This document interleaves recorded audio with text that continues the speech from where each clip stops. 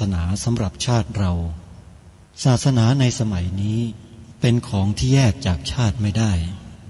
เป็นความจำเป็นที่เราทั้งหลายผู้เป็นไทยจะต้องมั่นคงอยู่ในศาสนาพระพุทธซึ่งเป็นศาสนาสำหรับชาติเรา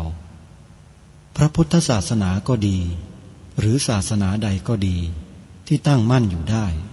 ก็ด้วยความมั่นคงของผู้เลื่อมใสตั้งใจที่จะรักษาและข้าพเจ้าพูดทั้งนี้ก็เพื่อชักชวนท่านทั้งหลายอย่างเป็นเพื่อนไทยและเพื่อนพุทธศาสนิกชนด้วยกันทั้งนั้นเพื่อความมั่นคงแห่งพระพุทธศาสนาข้าพเจ้ารู้สึกว่าได้ทำหน้าที่สมควรการบัญญัติให้พระพุทธศาสนาเป็นศาสนาประจำชาติไทยไว้ในรัฐธรรมนูญมิได้เป็นการลิดรอนสิทธิเสรีภาพของผู้ใดแต่เป็นการยืนยันความจริงตามกฎหมายและประวัติศาสตร์ชาติไทยการบัญญัติให้พระพุทธศาสนาเป็นศาสนาประจำชาติไทยไว้ในรัฐธรรมนูญจะทำให้พระพุทธศาสนาได้รับการอุปถัมภ์และคุ้มครองจากรัฐดุจเดียวกันกับที่องค์พระมหากษัตริย์ทรงกระทำมาการบัญญัติให้พระพุทธศาสนาเป็นศาสนาประจำชาติไทยไว้ในรัฐธรรมนูญ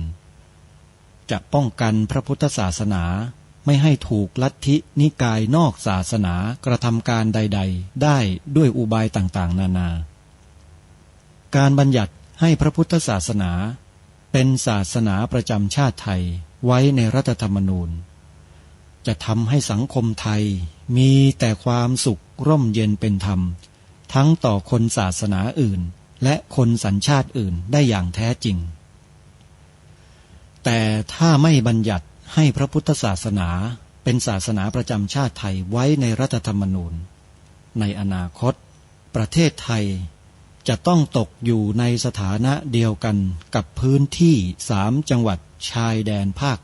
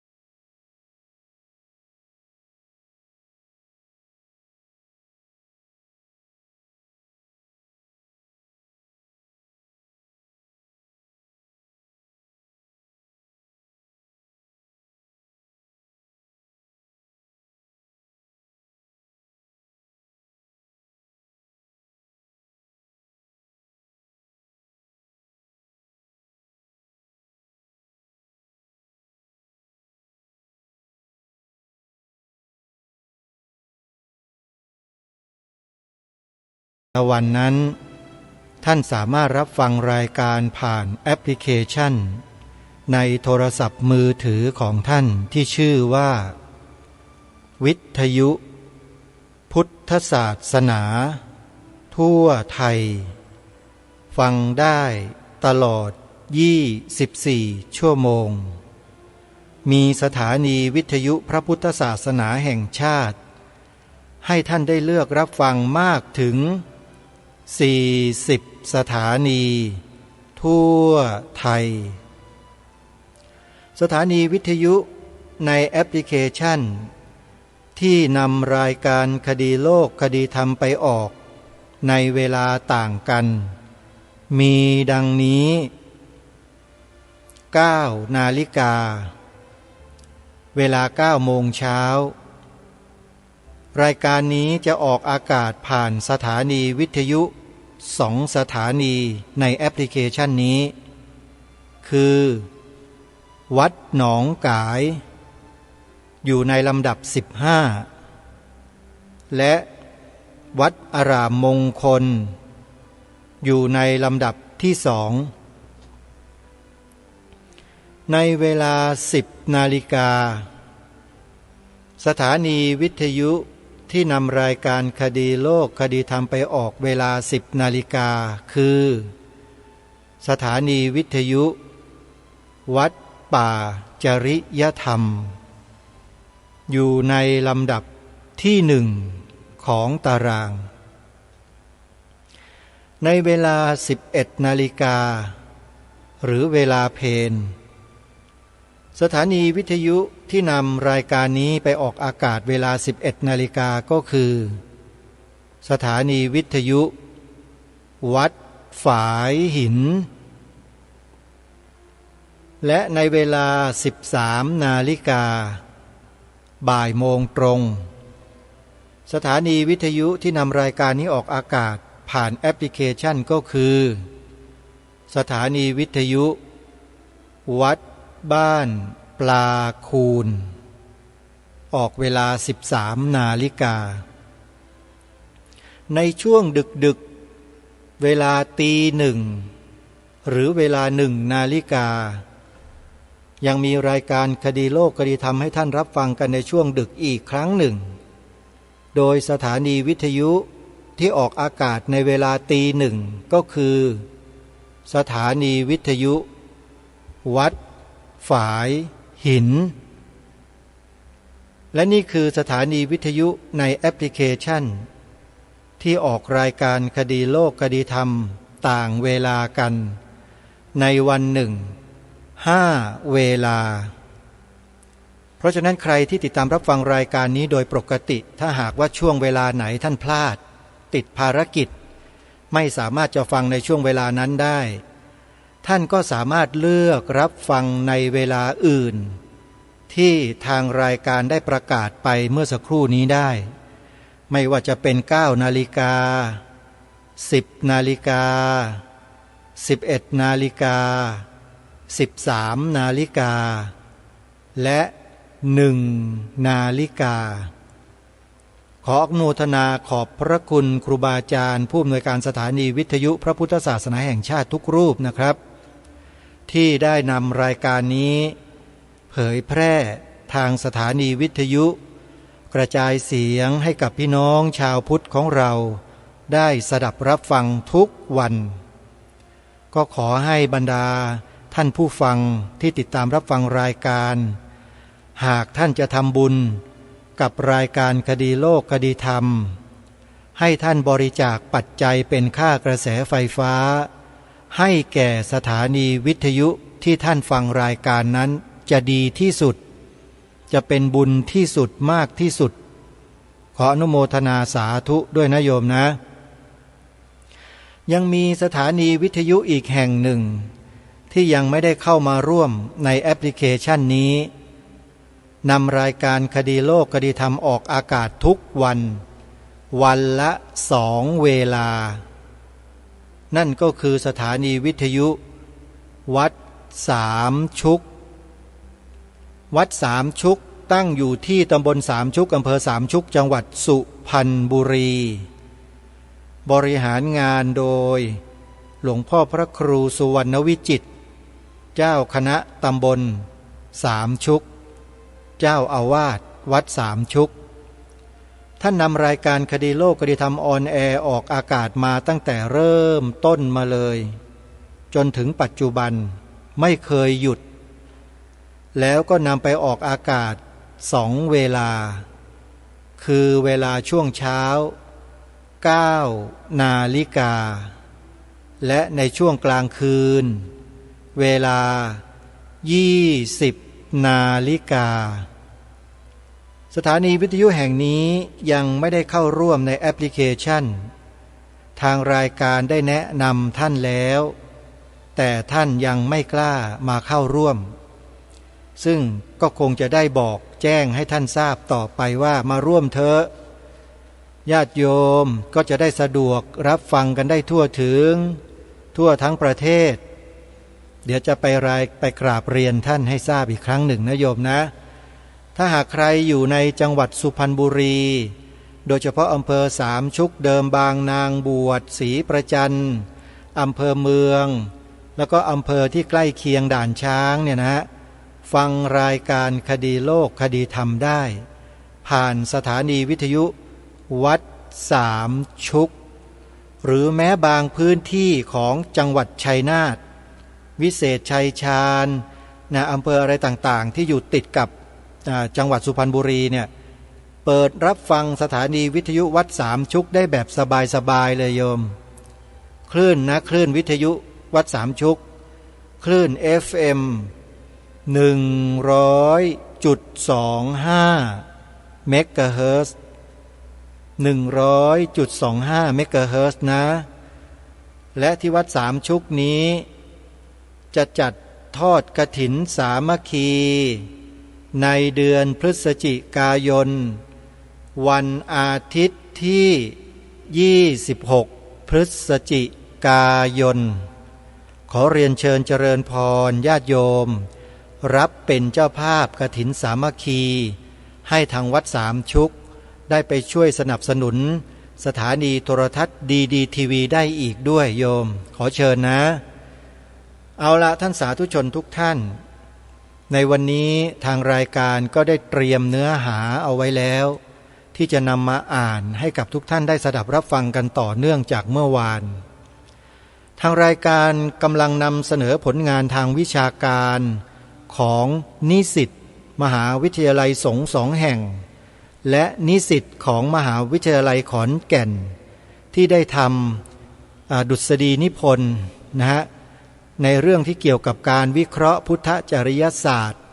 ที่ปรากฏในธรรมจักรกัปปวัตนสูตรโดยมีพระสงฆ์และคฤหัสถ์ที่เป็นนิสิตนักศึกษาของมหาวิทยาลัยทั้ง3 แห่งเนี่ยได้ร่วมกันบันทึกลงในเอกสารวารสารของมหาวิทยาลัยของตนเองนะก็มีขออนุญาตเอ่ยนามท่านนะฮะที่เป็นเจ้าของผลงานนี้พระสุกฤตภัทรเมธีพระครูภาวนาโพธิคุณคุณสุวินทองปั้นคุณจรัสลีกาคุณหอมหวนบัวรภาคุณอุทัยกมลศิลป์และคุณสุรพันธ์สุวรรณศรีจากมหาวิทยาลัย3 แห่ง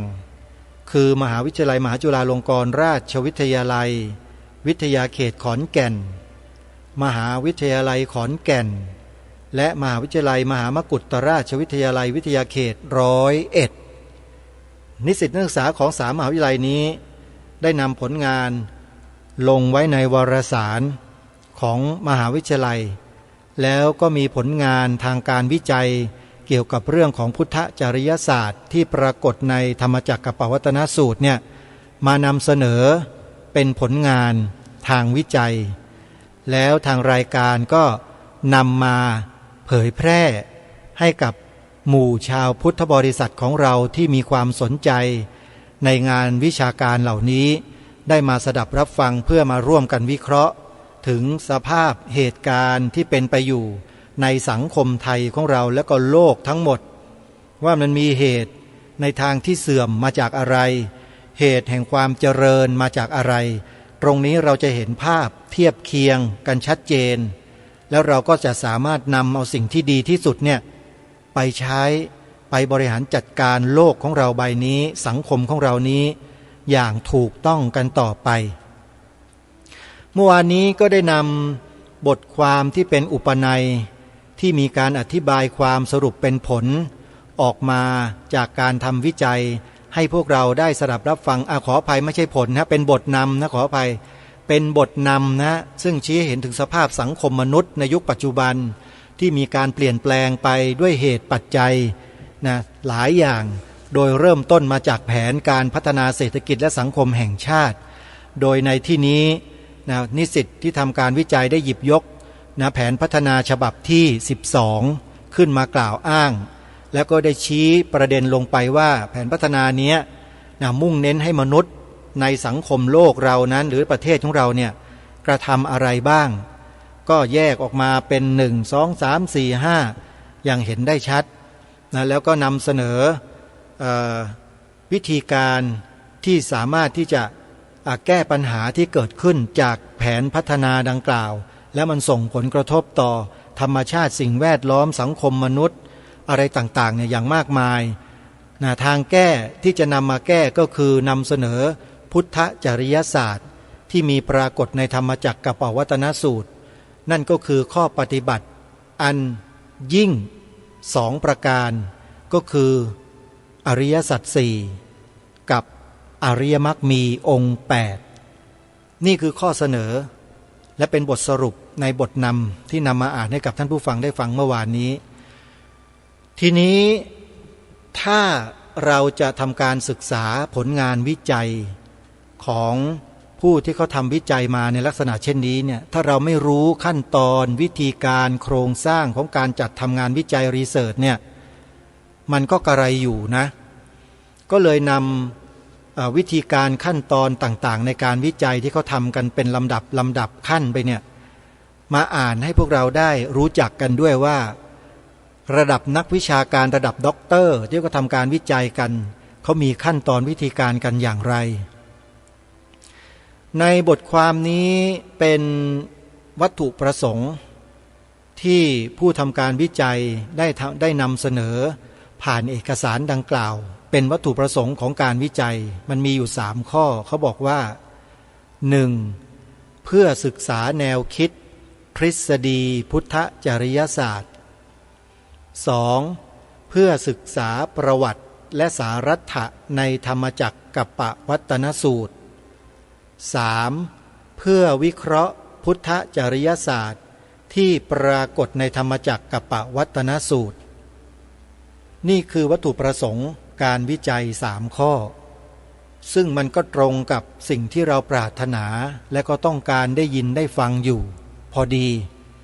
เพราะเราได้ทำการสาธยายบทธรรมจักรกัปปวัตตนสูตรทั้งภาษาบาลีแล้วก็ความแปลโดยอัดจนเรารู้ในเบื้องต้นกันแล้วแต่โดยข้อปฏิบัติที่ปรากฏผลให้เกิดขึ้นตามความเป็นจริงในสังคมโลกมนุษย์ของเราจริงๆเนี่ยที่เราอยู่กินกันอยู่ทุกวันนี้ยังไม่มีใครเคยทำงานวิจัยแล้วนำเสนอผลงานออกมาในลักษณะเช่นนี้ให้เราได้รับรู้รับทราบกันมาก่อนเลยใช่หรือไม่เราไปฟังพระครูบาอาจารย์ไปแสดงธรรมเรื่องธรรมจักรกัปปวัตตนสูตรท่านก็พูดเหมือนกันเลยนำเอาประวัติในช่วงนั้นนำเอาข้อธรรมมากล่าวมาแสดงขยายความของเราแต่ที่จะวิเคราะห์ถึงสังคมประเทศชาติที่มันเปลี่ยนแปลงไปด้วยสาเหตุด้วยปัจจัยอะไรแล้วสิ่งที่อยู่ในธรรมจักรกัปปวัตตนสูตรนั้นจะนำมาแก้ปัญหาได้หรือไม่แก้อย่างไรด้วยวิธีการแบบไหนทำอย่างไรพระสงฆ์ที่ไปแสดงธรรมเรื่องนี้ไม่เคยกล่าวในลักษณะเช่นนี้ให้เราฟังกันมาก่อนใช่หรือไม่มีนะโยมจะมีก็ก้มๆแกล้มๆเล็กๆน้อยๆพอให้เห็นภาพ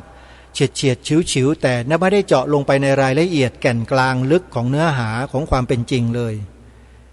รายการคดีโลกคดีธรรมมองเห็นคุณค่าเห็นประโยชน์ของงานวิจัยของท่านเหล่านี้และถ้าเกี่ยวข้องกับเรื่องราวของพระพุทธศาสนาด้วยแล้วเนี่ยคงจะไม่มองผ่านไปเฉยๆแน่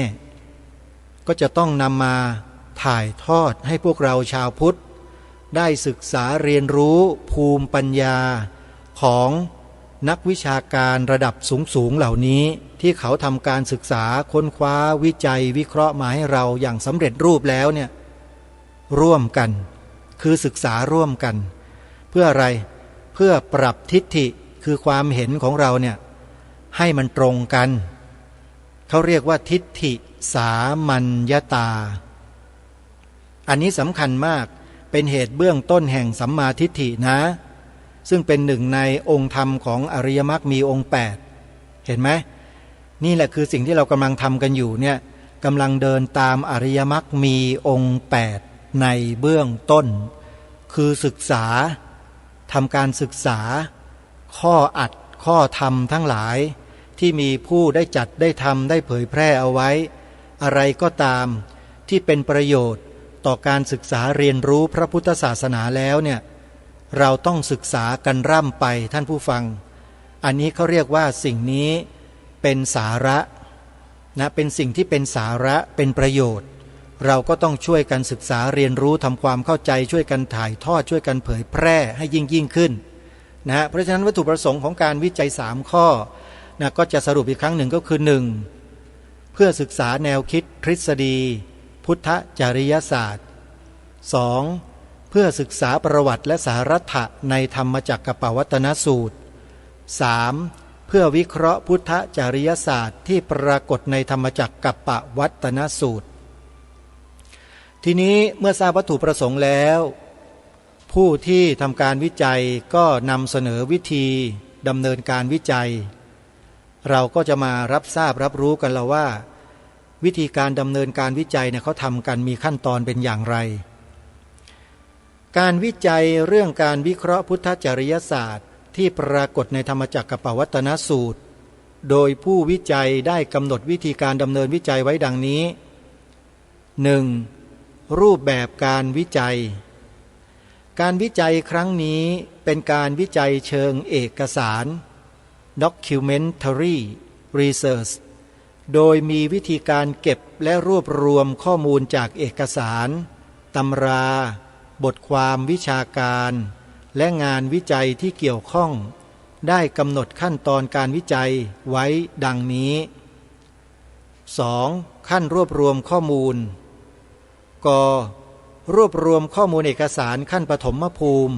primary source คือคัมภีร์พระไตรปิฎกภาษาไทยฉบับมหาจุฬาลงกรณราชวิทยาลัยปีพระพุทธศักราช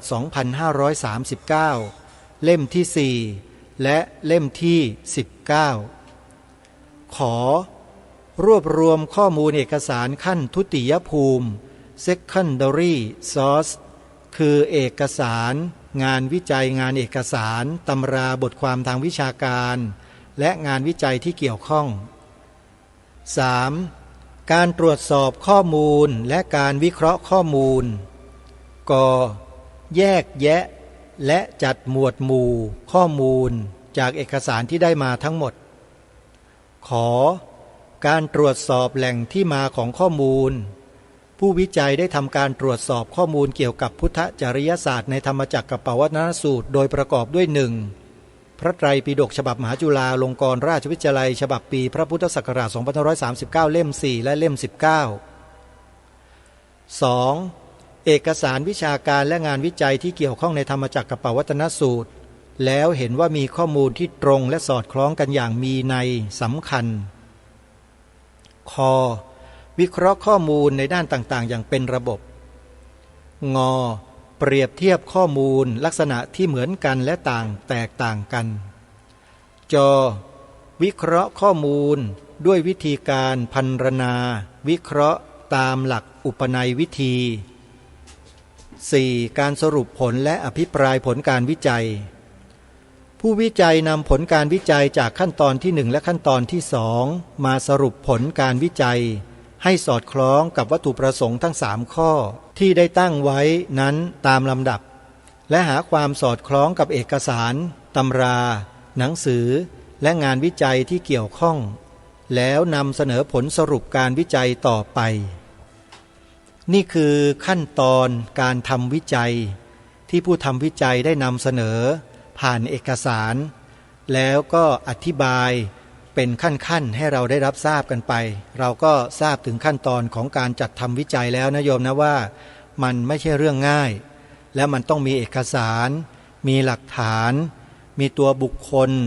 ที่มีอยู่จริงเป็นข้ออ้างอิงแล้วก็นำเสนอเป็นบทสรุปโดยการศึกษาค้นคว้าวิจัยเพิ่มเติมแล้วก็จะเกิดผลการวิจัยขึ้นมาทีนี้ช่วงต่อไปนี้เนี่ยจะเป็นการนำเสนอผลการวิจัยแล้วล่ะผลการวิจัยจากการศึกษาวิเคราะห์พุทธจริยศาสตร์ที่มีปรากฏอยู่ในธรรมจักรปวัตตนสูตรของนิสิตนักศึกษามหาวิทยาลัยสงฆ์2 แห่งตลอดจนถึงมหาวิทยาลัยขอนแก่นดูซิว่าผลงานการวิจัยของท่านในเรื่องนี้เนี่ยจะออกมาในลักษณะอย่างไรอาตมาภาพก็รอลุ้นพร้อมๆกับทุกท่านที่ฟังรายการเลยเพ เพราะยังไม่เคยอ่านผลงานนี้มาก่อนเลยนะโยมนี่พูดด้วยความสัตย์นะโยมนะไม่เคยอ่านไม่เคยอ่านเลยฮะพอเห็นปุ๊บก็นำมาเผยแพร่ทันทีเลยเพราะเวลามีน้อยนะเวลามีน้อยที่จะไปทำการนั่งค้นคว้าศึกษานั้นน้อยมากเพราะต้องทำงานหลายด้านทั้งวิทยุทั้งโทรทัศน์ทั้งสวนป่าสามัคคีธรรมทั้งงานราชงานหลวงงานวัดงานบ้านโยมนิมนต์ไปก็ต้องไปเทศไปบรรยายให้ความรู้แต่ก็นานๆไปครั้งหนึ่งเวลาจึงไม่มีมากนะโยมนะพอเห็นเอกสารอะไรที่เกี่ยวกับพระพุทธศาสนาแล้วเป็นผลงานวิจัยด้วยเป็นดุษฎีนิพนธ์เป็นวิทยานิพนธ์แล้วเนี่ยอาตมาภาพนี่เชื่อเขาเรียกว่าเชื่อขนมกินได้เลยอ่ะไม่ต้องไปนั่งศึกษาไปทบทวนนะเอามาอ่านเลยนะเชื่อว่าพวกเราที่ตั้งใจฟังกันเนี่ยจะมีความรู้ความเข้าใจในแต่ละขั้นตอนที่ผู้ที่ทำการวิจัยนั้นได้สรุปมาตั้งแต่เบื้องต้นและต่อไปนี้จะเป็นผลการวิจัยในผลการวิจัยนั้นอาตมาเชื่อว่าหลายๆท่านนะกำลังตั้งใจที่จะฟังอยู่ว่าจากการศึกษาทำการวิจัยในเรื่องดังกล่าวแล้วเนี่ยผลสรุปจากการทำวิจัยนั้นจะมีหน้าตาออกมาเป็นเช่นไรเดี๋ยวเรามาฟังพร้อมๆกันนะฮะผลการวิจัยเขาจะแบ่งเป็นข้อๆไปนะมีอยู่หลายข้ออยู่เหมือนกันนะเราก็ค่อยๆฟังกันไปโดยลำดับจนกว่าเวลาจะพอสมควรนะญาติโยมนะก็ไม่ทราบว่าเหมือนกันว่าวันนี้จะจบหรือไม่จบอย่างไรเดี๋ยวยังไงก็ไปติดตามรับฟังพร้อมๆกันผลการวิจัย 1. พุทธจริยศาสตร์เป็นเครื่องมือในการควบคุมพฤติกรรมของมนุษย์ที่แสดงออกทางกายวาจาและใจแบ่งเป็น3 ระดับคือระดับต้นได้แก่ศีลเป็นเครื่องมือควบคุมกายและวาจาระดับกลางได้แก่กุศลกรรมบท10เป็นเครื่องมือเพื่อควบคุมใจระดับสูงได้แก่มรรคมีองค์8เป็นเครื่องมือพัฒนากายวาจาใจและสติปัญญา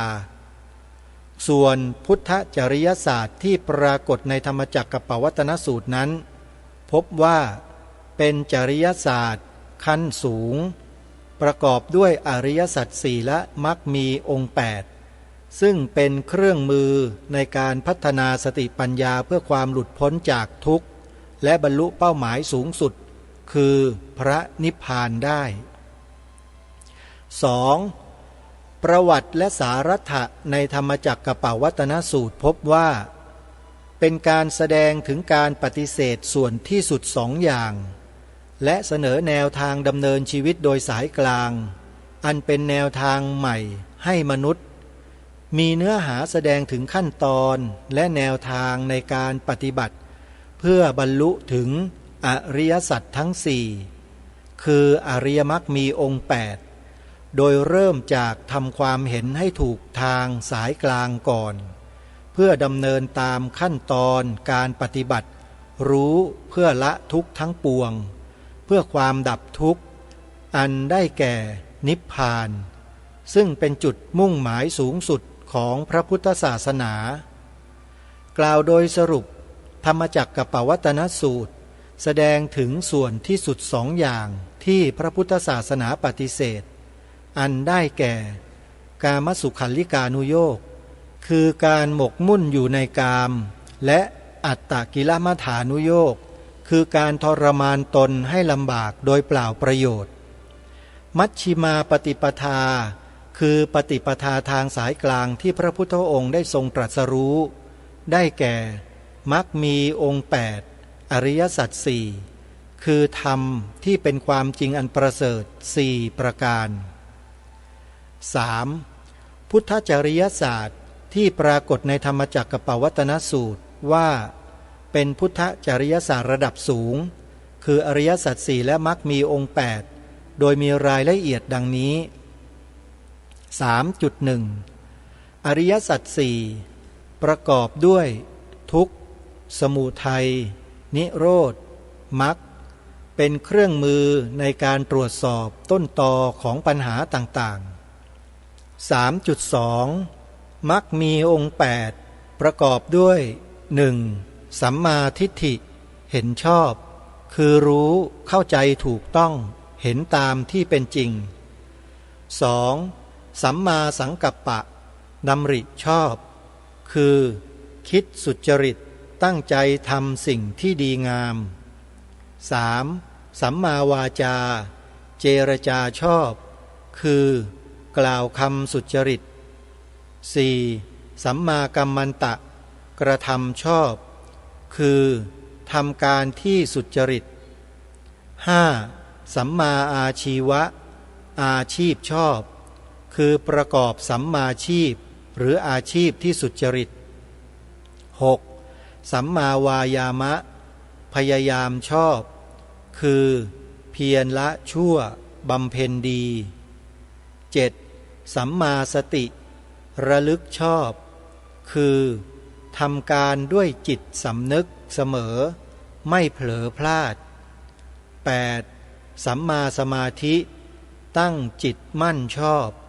คือคุมจิตให้แน่วแน่มั่นคงไม่ฟุ้งซ่านซึ่งเป็นเครื่องมือในการพัฒนาศักยภาพด้านปัญญาของมนุษย์ต่อไปจะเป็นการอภิปรายผลการวิจัยทางทีมผู้จัดทำวิจัยก็บอกว่าการทำวิจัยเรื่องการวิเคราะห์พุทธจริยศาสตร์ที่ปรากฏในธรรมจักรกัปปวัตตนสูตรผู้วิจัยได้พบประเด็นที่น่าสนใจจากการวิเคราะห์ข้อมูลหลายประเด็นจึงทำประเด็นที่น่าสนใจเหล่านี้เพื่ออภิปรายผลดังนี้ 1. พุทธจริยศาสตร์ที่พบในสารัตถธรรมจักรกัปปวัตตนสูตรเป็นจริยศาสตร์ชั้นสูงคืออริยสัจสี่มักมีองค์ 8เป็นเครื่องมือพัฒนาสติปัญญาเพื่อให้มนุษย์พ้นจากทุกข์และบรรลุนิพพานซึ่งสอดคล้องกับนางสมพรลำพุทธาได้ศึกษาวิจัยเรื่องความคิดเรื่องการติดข้องและความหลุดพ้นจากทุกข์ในพุทธปรัชญาเถรวาทได้มองเห็นว่าพุทธปรัชญาสอนให้เห็นความจริงเกี่ยวกับชีวิตว่ามนุษย์มีทั้งสุขและทุกข์ชีวิตปุถุชนมักแสวงหาความสุขขั้นต่ำได้แก่กามสุขซึ่งมีความสุขหลายชนิดที่เต็มไปด้วยทุกข์มากกว่าสุขตามความหมายที่แท้ของมันพุทธปรัชญาสอนให้แสวงหาความสุขขั้นสูงซึ่งมีความประณีตกว่าอันได้แก่ความสุขที่มีความสงบในระดับต่างๆกันซึ่งระดับสูงสุดเรียกว่านิพพานที่ทำวิจัยเรื่องการวิเคราะห์พุทธจริยศาสตร์ที่ปรากฏในธรรมจักรกัปปวัตตนสูตรพบว่าเป้าหมายสูงสุดของพุทธจริยศาสตร์เป็นเรื่องของการกระทำทางกายวาจาและใจซึ่งเป็นคุณธรรมพื้นฐานเพื่อจะทำให้เกิดคุณธรรมขั้นสูงถ้าเราพิจารณาในมรรคมีองค์ 8ซึ่งในระดับศีลนั้นจะประกอบด้วยวาจาสัมมากัมมันตะสัมมาอาชีวะระดับสมาธิจะประกอบด้วยสัมมาวายามะสัมมาสติและสัมมาสมาธิส่วนในระดับปัญญาประกอบไปด้วยสัมมาทิฏฐิและสัมมาสังกัปปะเราจะเห็นได้ว่าพุทธจริยศาสตร์ในระดับปัญญาเป็นการปฏิบัติหาหนทางเพื่อความหลุดพ้นไปสู่พระนิพพานเพราะเหตุนี้มนุษย์จึงต้องจำเป็นแสวงหาหนทางพ้นเพื่อความสุขของการเป็นมนุษย์ที่ต้องการไปสู่ยังจุดหมายสูงสุดก็คือพระนิพพาน 2. สารัตถะในธรรมจักรกัปปวัตตนสูตรได้กล่าวถึงทางสุดโต่งสองทางคือกามสุขัลลิกานุโยคคือการหมกมุ่นอยู่ในกามสุขและอัตตกิลมัฏฐานุโยคคือการทรมานตนให้ลำบากโดยเปล่าประโยชน์ ที่ประกอบด้วยความทุกข์ไม่เป็นไปเพื่อความพ้นทำให้มนุษย์ติดอยู่ในบ่วงแห่งวัฏฏสงสารมีการเวียนว่ายตายเกิดอย่างไม่รู้จบสิ้นสอดคล้องกับสุจิตราอ่อนค้อมได้ศึกษาวิจัยเรื่องทัศนะเรื่องความสุขในพุทธปรัชญาตามทัศนะของพุทธปรัชญาพบว่าความสุขระดับนิพพานสุขเป็นความสุขสูงสุดของชีวิตเป็นความสุขที่เป็นผลโดยตรงของการดับกิเลสซึ่งเป็นเหตุแห่งความทุกข์ทั้งปวงได้โดยสิ้นเชิงเป็นความสุขที่ผู้มุ่งความดีสูงสุดตามคำสอนของพระพุทธศาสนาสามารถเข้าถึงได้แม้ในชีวิตปัจจุบันด้วยการดำเนินตามมัชฌิมาปฏิปทาหรืออริยมรรคมีองค์8ที่พระพุทธองค์ทรงค้นพบและวางไว้เป็นหลักปฏิบัติสำหรับพุทธศาสนิกชนทุกคนที่ทำวิจัยเรื่องการวิเคราะห์พุทธจริยศาสตร์ที่ปรากฏในธรรมจักรกัปปวัตนสูตรพบว่าการที่จะละเว้นจากการหมกมุ่นในความสุขทางกายเพลิดเพลินในกามคือกามสุขาริกานุโยคส่วนการทรมานตนบำเพ็ญตบะก็เรียกว่าเพื่อละเว้นจากการปฏิบัติสองทางนี้จึงต้องมีทางสายกลางเข้ามาเป็นหลักที่ช่วยดำเนินให้ชีวิตมีปัญญาเพราะความสุขสูงสุดของการเป็นมนุษย์ก็คือการดับกิเลสดับทุกข์ซึ่งเป็นเหตุของความทุกข์ทั้งปวงมนุษย์ทุกคนจึงมุ่งเน้นทำตามคำสั่งสอนของพระพุทธเจ้าด้วยการดำเนินและใช้ชีวิตตามมัชฌิมาปฏิปทาหรือมรรคมีองค์8ที่พระพุทธเจ้าได้วางไว้เป็นหลักฐานเพื่อสร้างความยึดมั่น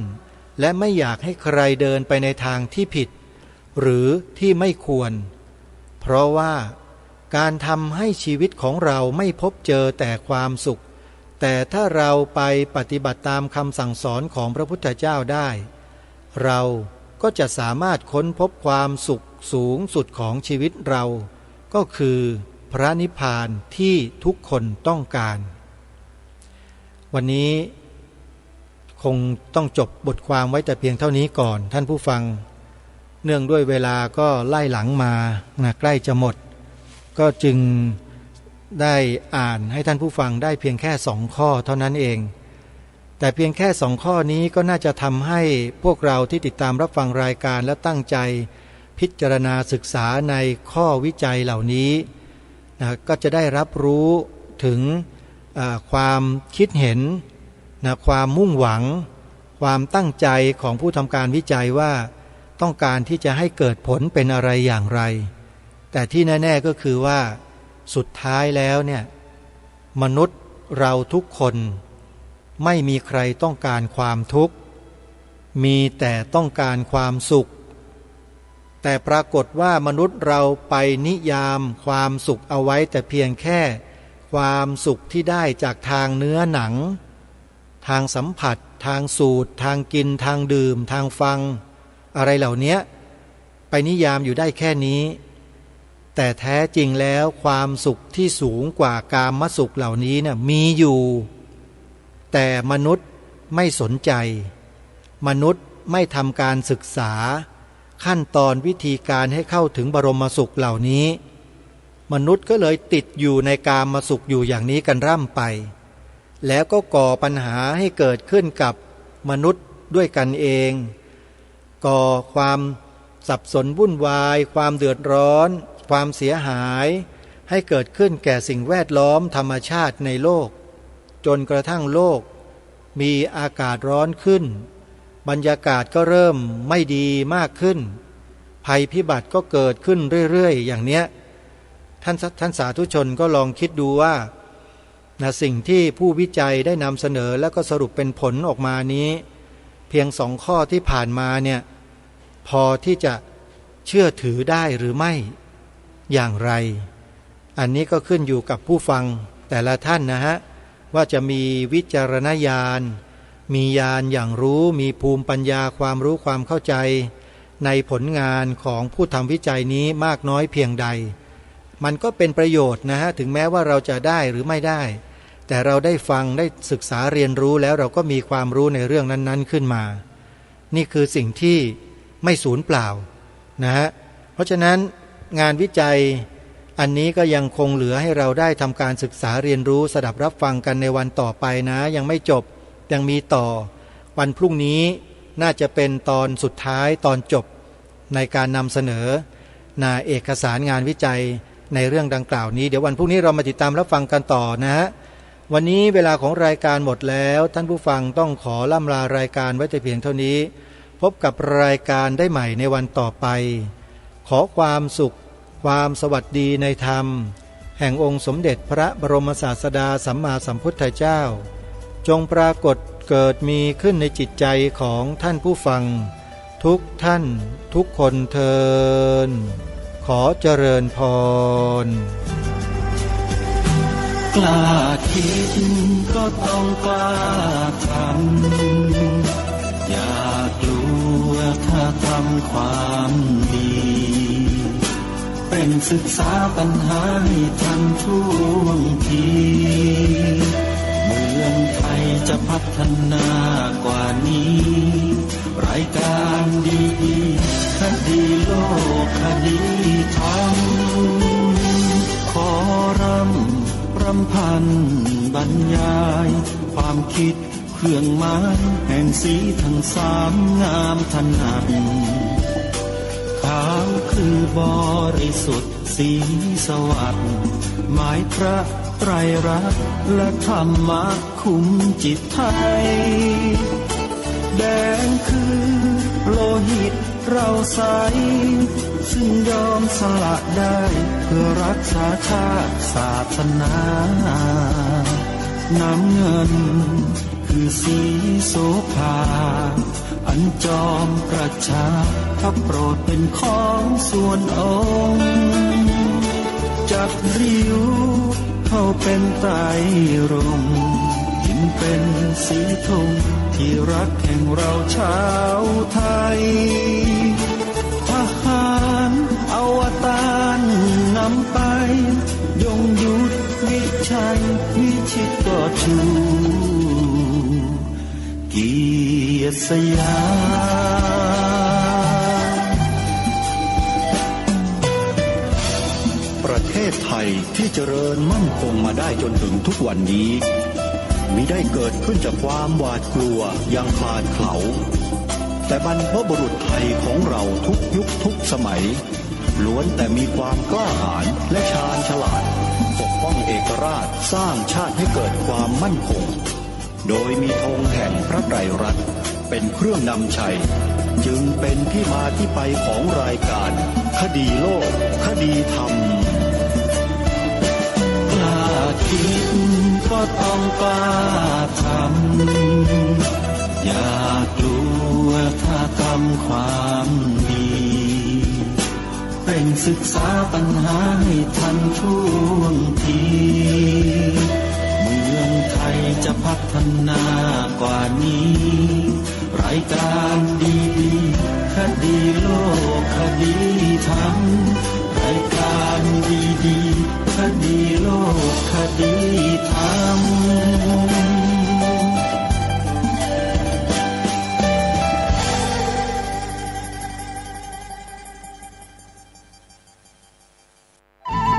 ที่จบไปแล้วนั้นเป็นรายการคดีโลกคดีธรรมดำเนินรายการโดยพระครูปลัดณรงค์ฤทธิ์คณะสงฆ์ครูบาอาจารย์พระนักจัดรายการสถานีวิทยุพระนักเผยแพร่เจ้าหน้าที่ผู้จัดรายการเครือข่ายสถานีวิทยุคลื่นสีขาวเพื่อชาวประชาขอเชิญพุทธศาสนิกชนนักศีลนักบุญทุกท่านร่วมทำบุญหล่อเทียนพรรษาประจำปี 2566 ร่วมทำบุญแผ่นเทียนธรรมจักรแผ่นละ20 บาทหล่อเทียนพรรษาถวายวัดพระบาทอุดมตำบลเวียงอำเภอฝางจังหวัดเชียงใหม่หรือร่วมทำบุญตามกำลังศรัทธารอเทียนพรรษาจำนวน9 เล่มเดินทางไปร่วมบุญถวายเทียนพรรษาในพื้นที่อำเภอฝางจังหวัดเชียงใหม่ณวัดพระบาทอุดมอำเภอฝางจังหวัดเชียงใหม่วันที่13 สิงหาคม 2566 เวลา 14 นาฬิกา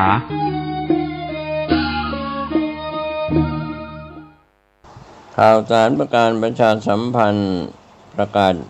เชิญชวนร่วมพิธีแสดงมุทิตาจิตฉลองปริญญาบัตรพุทธศาสตร์ดุษฎีบัณฑิตสาขาวิชาพระพุทธศาสนารุ่นที่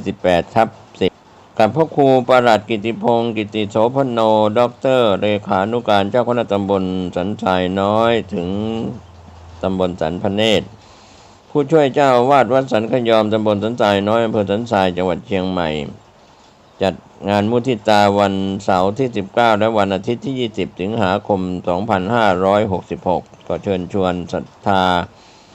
สาธุชนศิษยานุศิษย์ร่วมมุทิตาจิตร่วมเป็นเจ้าภาพสังฆทานเป็นเจ้าภาพโรงทานก็ติดต่อสอบถามรายละเอียดเพื่อร่วมทำบุญได้ที่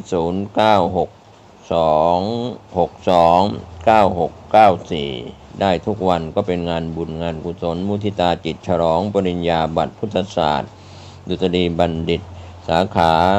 วิชาพระพุทธศาสนารุ่นที่ 18/10 แด่ท่านพระครูประหลัดกิติพงศ์กิติโสพโนด็อกเตอร์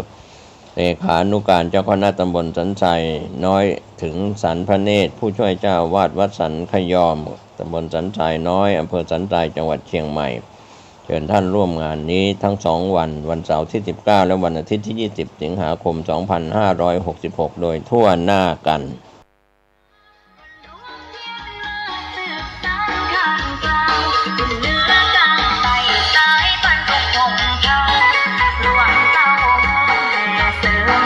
เนื่องโดยประสงค์นักเผยแผ่